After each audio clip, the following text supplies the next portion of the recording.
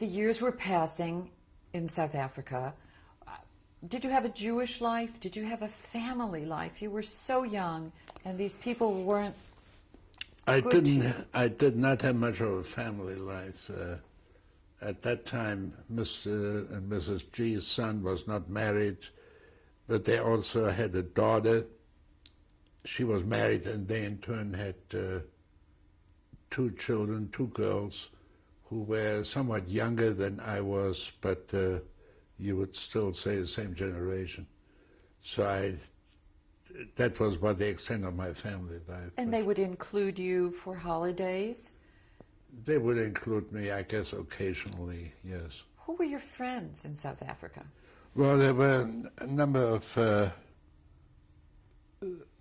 fellows in the boarding house where I stayed who were not Jewish, but some of them were Jewish, I beg your pardon. The owner was Jewish, and he had two sons who obviously were Jewish too. And were they as young as you? They were, some were a little bit older. One son was about my age. And then there were some of the boarders there that who were older than I was. But we got along together pretty well. Was there anti-Semitism that you felt in Cape Town? No, I know it existed, but I didn't experience any personally. So this family that owned the boarding house, the Greenbergs, their oldest son had a car of his own, and I managed to go out with him and his younger brother and some of the others, and so we got along pretty well. And what were you knowing? What were you hearing from your parents? Well, we were able to correspond all the time until the Crystal Night in 1938, when my father was arrested with all the other men in Germany, and he was taken to Buchenwalde. He spent about 6 weeks there. How did you know about that? First of all, it was in the newspapers that all Jewish men between 16 and 60 were rounded up and sent to camp. And my mother wrote it. It was not a secret. And how did you respond? You know, at the time I was 17 years old. I'd had no training, I had no resources, and there wasn't anything I could do. Tried to get Mr. and Mrs. G, but they weren't any help. But in the meantime, some very distant relatives of my parents, who were quite well-to-do, had emigrated to Chicago. And this lady, Camilla Cohen, she went around to find sponsors for my parents that they should come over to the States too. And when she did find the sponsors, and she did get an affidavit of support, on the strength of that, my father was released from Buchenwalde. But then... And you knew of that? Yes. But then comes the problem that you had to get an American visa. And there was a very strict quota. It was the German consul in Stuttgart was the only one that would issue the visas. And there was a waiting time of months. And then my father was on the list, and he didn't get to Stuttgart for the visa till after war broke out. And by this time... Meaning September 39, after right, September 39. Right. So by this time, the Americans figured that it was a high-risk situation, and the bond that they had for both my parents was now only enough for one person. So they decided that my father should get out first. Obviously, he was in greater danger. So he finally got his visa, and he managed to get out of Germany 4 days before the Germans marched into Holland and Belgium. They marched in on the 10th of May. He passed through Belgium on the 6th of May, visiting some friends, and he was on the last ship that went from Belgium to England. Now, 4 years earlier when you had left, you had not encountered any of those problems? No, none. You got a visa, your passport, everything was just easy for you? Yes. And then what did your mother do? Your father left. When in doubt, sit. What can you do? She gave up the apartment. She had to give up the apartment anyway that we had lived in. She moved in with some friends. When you say she had to give up the apartment? I guess the Germans passed a law that Jews cannot live in buildings owned by China. I don't know. I'm not that familiar with all the laws they passed, but I was away, a few thousand miles away. But she just had to sit and wait.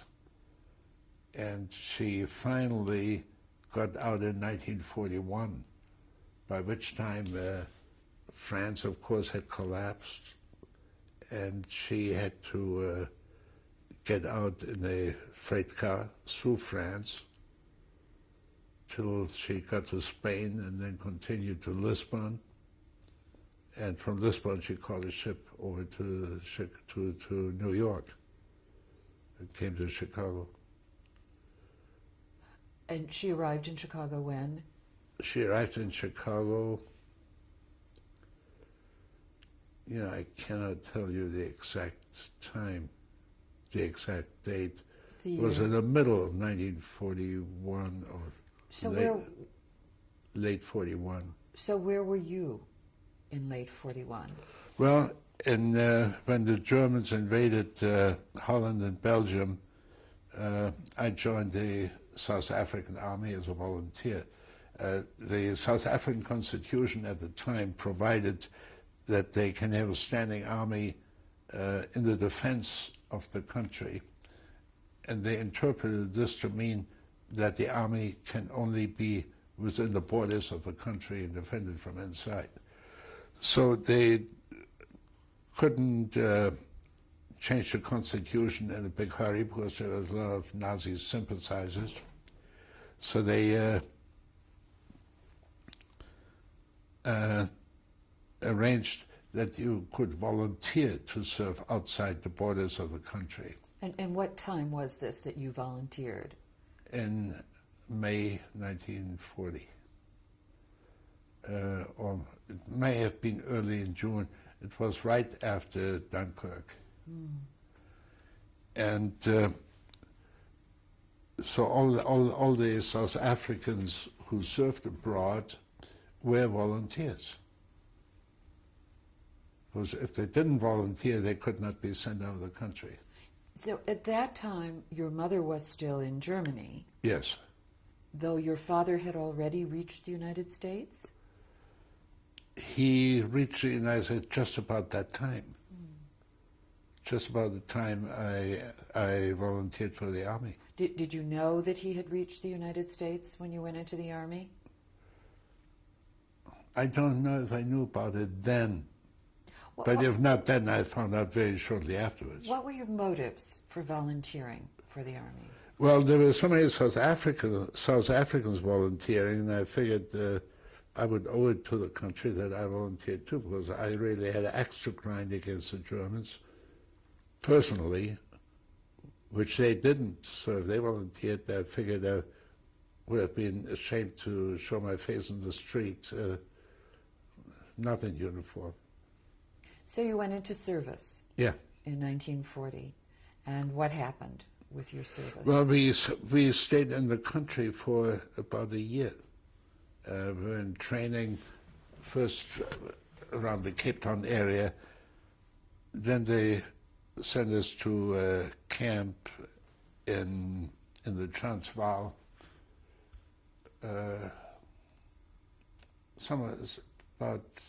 Probably about 60 miles or so south of Johannesburg. And we were there for more than half a year.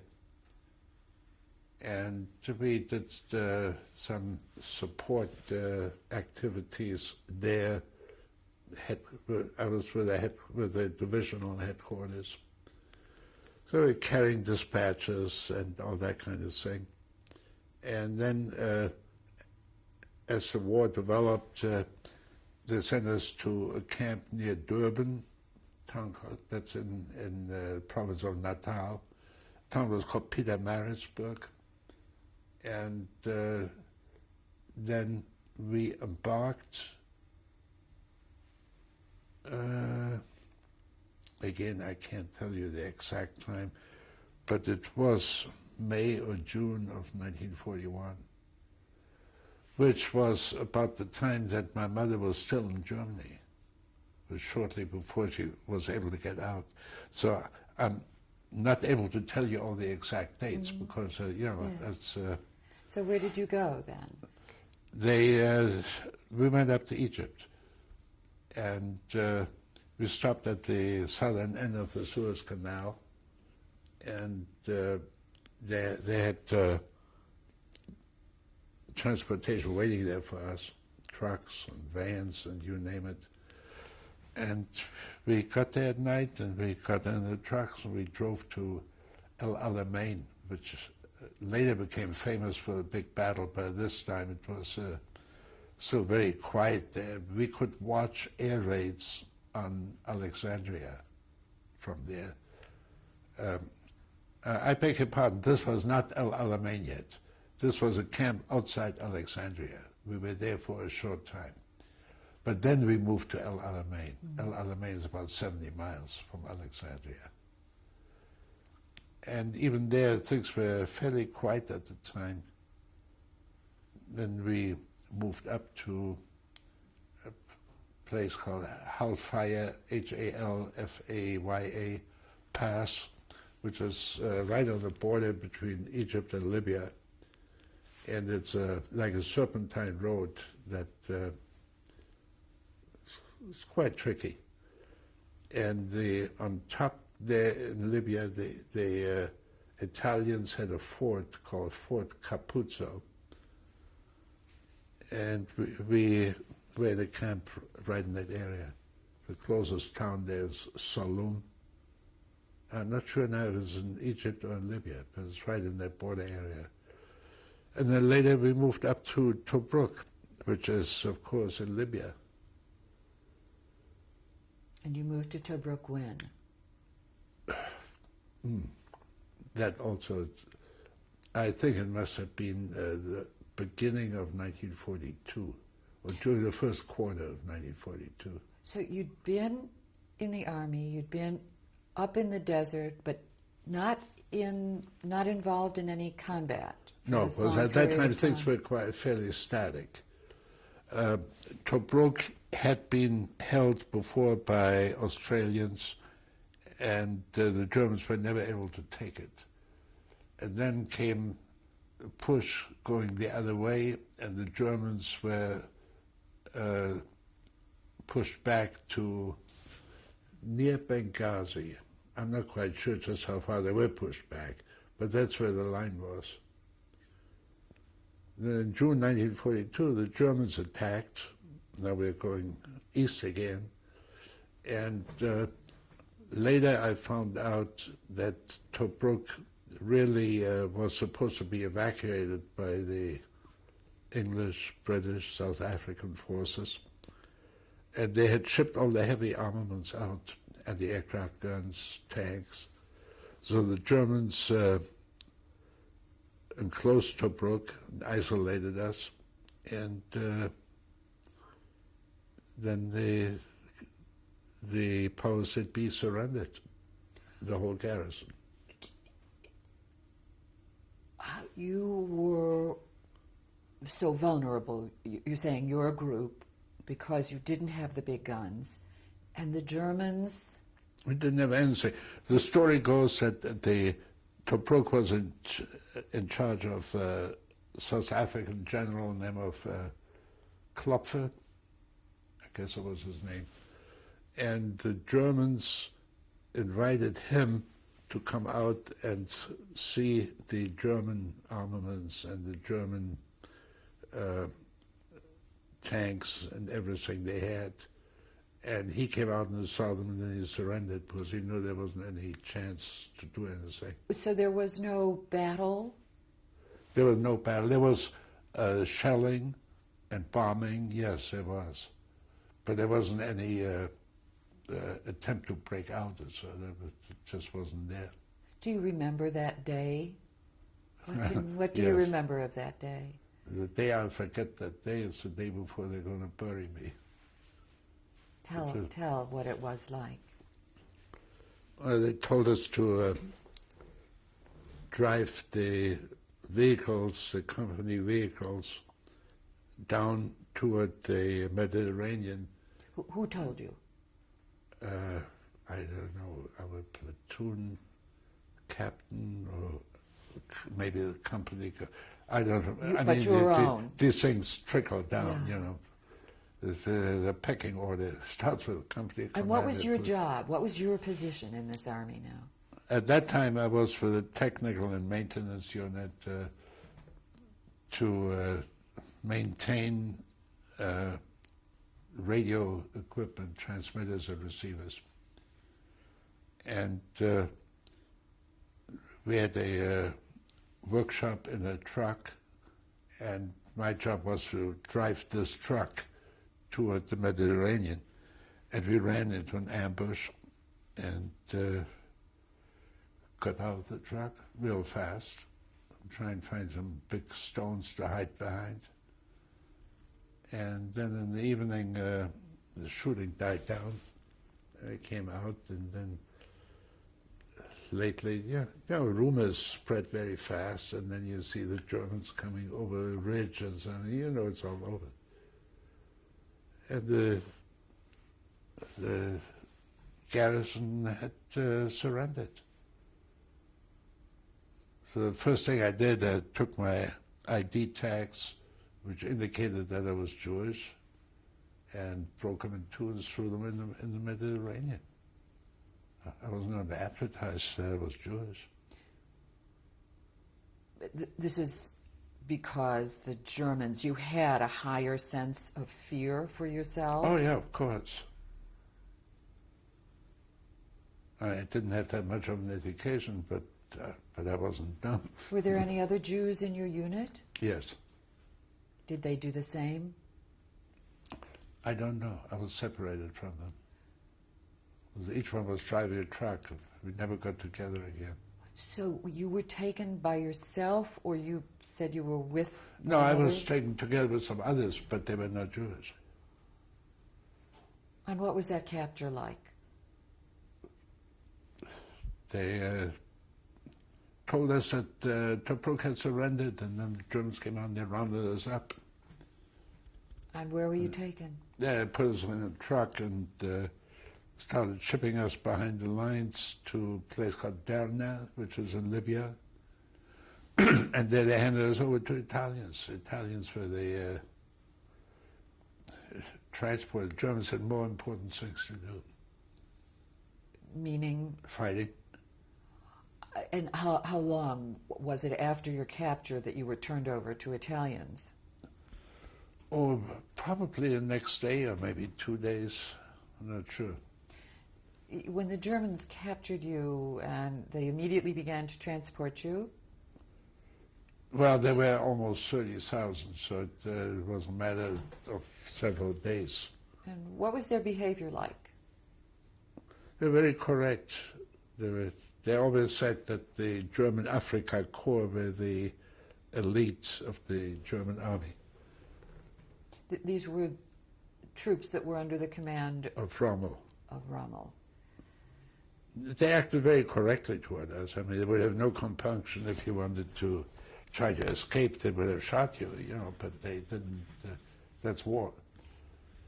And the Italians were not busy fighting the war in the same way? We never looked on the Italians as being serious people. We sort of, Who do you mean we? South Africans, English.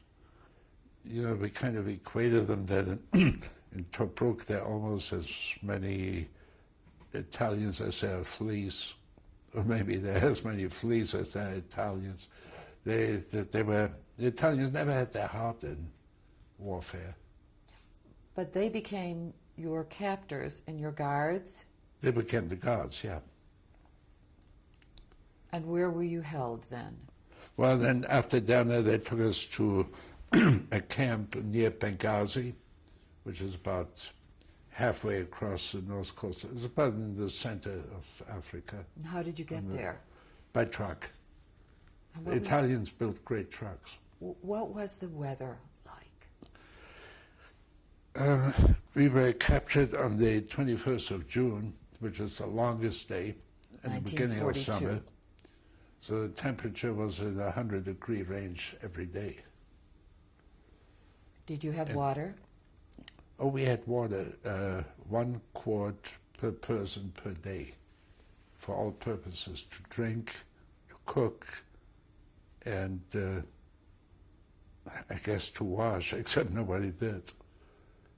A quart a day just doesn't go that far. And the rations we had was 1 roll. They called it a loaf of bread, but it was a roll, maybe it weighed a little more than a quarter pound or something. A quarter pound. And some soup, not soup, some rice concoction once a day. So it was not helping anybody to get fat, but having that shorter water was much more difficult. Now, you mentioned there were 30,000 prisoners now. Yeah, right. From different countries. There were English, New Zealanders. I think there may have been some Palestinians too. I'm not sure. And you were transported by truck across the desert. How long did it take in this 100-degree weather? Oh, from the distances are not that far. You know, you're talking about a couple of 100 miles. I don't know the exact distances, but from Tobruk to Benghazi, under normal circumstances, you could do it in your car in the morning. So by truck, it probably took a little longer. But and the weather was the weather was always hot. Was always hot. I don't think it ever rained. I'm sure it didn't. And of course, you have to contend with the desert wind that comes in, that flows from the interior of Africa, and it blows sand all over. It was pretty bad. And then the counterattack came when they had Lord Montgomery and what was the guy's name? Alexander? No, Montgomery was the general and Alexander was the one back in headquarters. And the 8th Army started their push against the Germans, but unfortunately the Germans managed to evacuate us from Benghazi before the English forces came there. So I was fortunate enough to have an abscess, for which they took me to the hospital. And the abscess was right on my butt, and it came because we were sleeping on the bare ground. We didn't have blankets, we didn't have beds or anything. I had lost 55 pounds, and the abscess formed right here. How long a period of time had you lost this 4 weight? months. 4 months. Was that happening to everybody who was held captive? Oh, I was sure. Unless somebody was very skinny to start with, maybe. People also died. But because they lanced this abscess in the hospital without any anesthesia, and it was extremely painful, but it had the effect that I went over, when they evacuated us to Italy, I went in a hospital ship and not in the hold of a freighter like most of the others. And when was that evacuation? That was in end of October or beginning of November. I think it was beginning of November, 42. They took us to Italy, to Caserta, which is a place near Naples. There's a royal palace there and a big army barracks, and that barracks had been converted into a hospital, so that's where we ended up. It also had the effect that I was able to stay over winter in somewhat better accommodations than the others had in tents. I was in a building. Meaning that you were in the hospital? Yeah. I'd picked up quite a bit of Italian, so they honored me, making me an interpreter. And my Italian really is not very good, but in those days it was much better than most people's. Did you ever use your German? I had used my German only before when we had German prisoners of war in North Africa. During the previous push, they called it the Harmonica War. You mean when the South African army had taken prisoners who were German? Yeah, right. And so you then acted as interpreter at that time? Right. So actually they didn't have very much to tell. You know, I'm sure that the higher ups were being interrogated by other interpreters. And what, in those earlier days when you had prisoners, how were they disposed of? Where did they go? Oh, they were shipped, first of all, back of the line, then a lot of them were shipped to South Africa. And I don't know where else, but actually South Africa, I think they shipped more Italian prisoners there. But they didn't have too rough a time. But you, how rough a time did you have now in Caserta? Well, you were always hungry, and it was, cleanliness was something.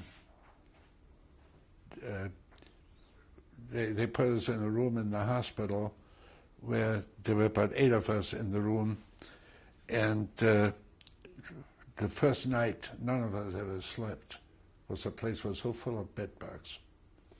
So the next day we managed to prevail on the Italians, so they gave us a blowtorch that we could burn all the little critters in the springs.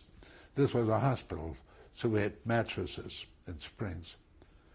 And we took empty cans from canned foods and put the feet of the beds in those empty cans and filled them with water so that they couldn't come from the walls, because they would hide under wallpaper and in cracks and everything. So gradually we got an upper hand. But were you able to write to your parents at this time? yes, I was, but the first time I wrote took about 9 months for a postcard to get to them. Actually, for the longest time, they didn't know where I was. It was 7 months till they actually found out that I was prisoner of war. Till that time, I was considered missing in action. We need to stop here.